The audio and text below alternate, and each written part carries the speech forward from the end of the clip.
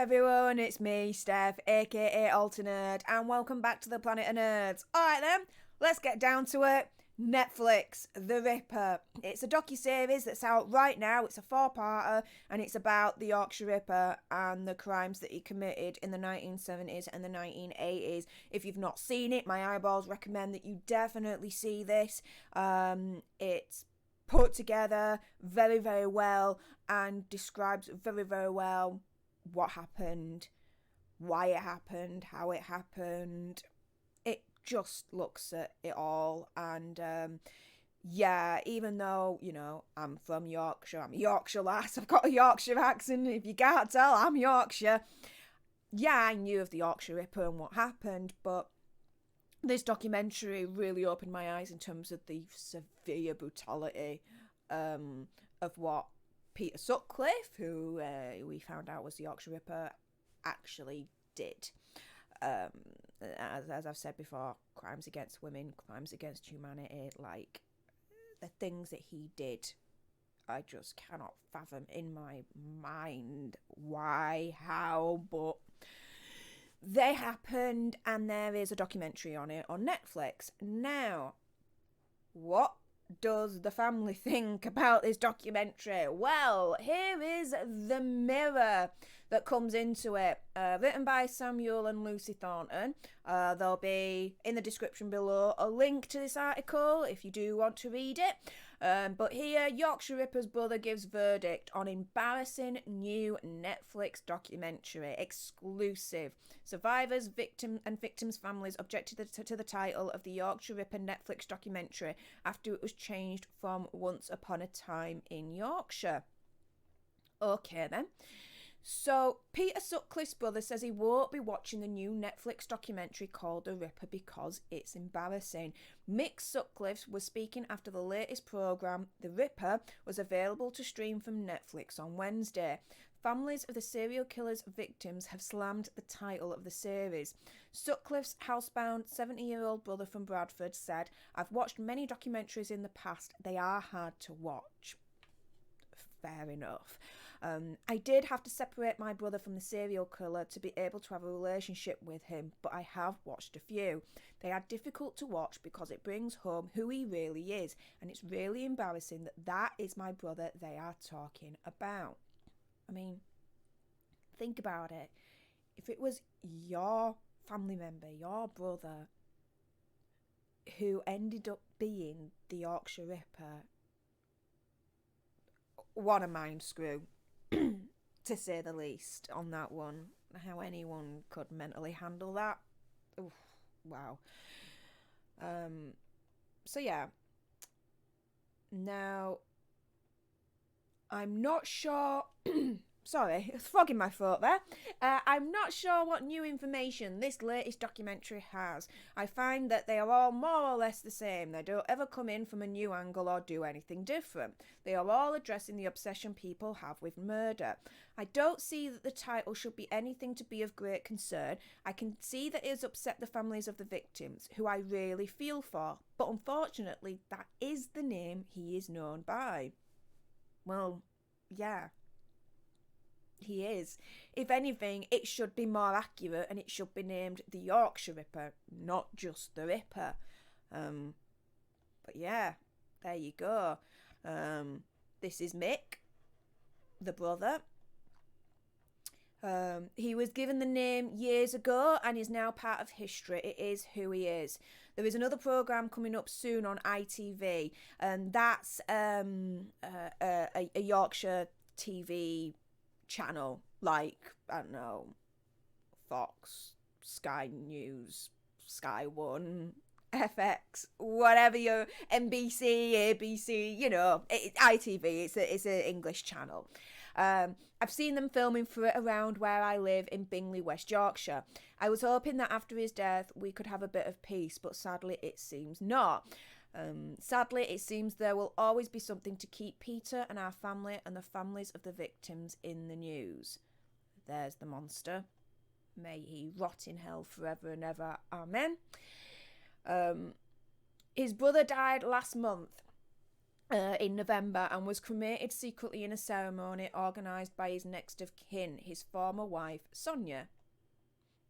And there she is there. The families of Sutcliffe's victims have spoken out against the true crime documentary series after the name was changed from Once Upon a Time in Yorkshire to The Ripper.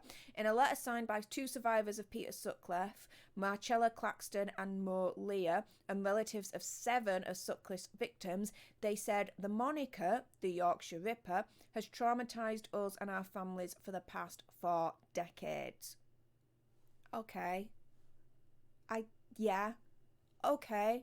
I can understand that. Fair play. Here are the victims. I'll read their names out of respect and reverence. So we have Wilma McCann, Emily Jackson, Irene Richardson, Patricia Atkinson, Jane McDonald, Jean Jordan, Yvonne Pearson, Helen Ritka, Vera Millwood,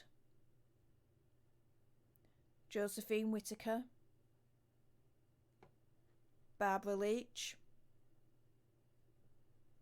Jacqueline Hill. These are some of the victims of Peter Sutcliffe, the Yorkshire Ripper. It's understood and believed that there were many more. We just don't know about them. But as far as the victims' families are concerned, the documentary glorifies the brutal violence of Peter Sutcliffe and grants him a celebrity status that he does not deserve. Please remember that the word ripper relates to ripping flesh, and the repeated use of this phrase is irresponsible, insensitive, and insulting to our families and our mothers' and grandmothers' legacies. Okay, now I can understand why there may be a problem with calling the documentary The Ripper. But then, on the other side of the coin, for better or for worse, he is in the history books as one of the most prolific serial killers in the freaking UK, in England, UK, you know. He is known as the Yorkshire Ripper. It's difficult, and I don't use the moniker the Yorkshire Ripper out of disrespect to the families of the victims. I use it because that's just what history has named him as. That, you know, yeah, I can see their side though. Honestly, I actually can. But in Netflix response, they said, this is not a series about Sutcliffe, but a sensitive re-examination of the crimes within the context of England in the 1970s. That, yes. They do actually, to their point, I agree with that. When you watch the documentary, it is more about the police, how they investigated the crimes, what they did right, what they did wrong. There was a lot they did wrong. So it's not until like the later part of the documentary series that, you know, Sutcliffe's name is even mentioned. So I actually agree with what Netflix has said there. They continue to say this was a time of radical change, a time of poverty and misogyny in which Sutcliffe's victims were dehumanised by the media and the police, and which resulted in the perpetrator evading capture for 5 years. This series has at its heart the stories of the women who died. Yeah, I agree with that. But I also see the point of the victims' families as well, calling the series, quote unquote, The Ripper. But it's a part of history. It's what he was called back then and continues to be called to this day. It's tricky. It's tricky. It's difficult, isn't it? But yeah, there you go. This, we've just gone through the response in the wake of the documentary series The Ripper being released. What did the brother of the Yorkshire Ripper, the victims' families, but also Netflix's response about the documentary now that it's been released? If you liked this and you want to see more, subscribe, share, like, comment, all of that good stuff. And until the next time, you guys, laters.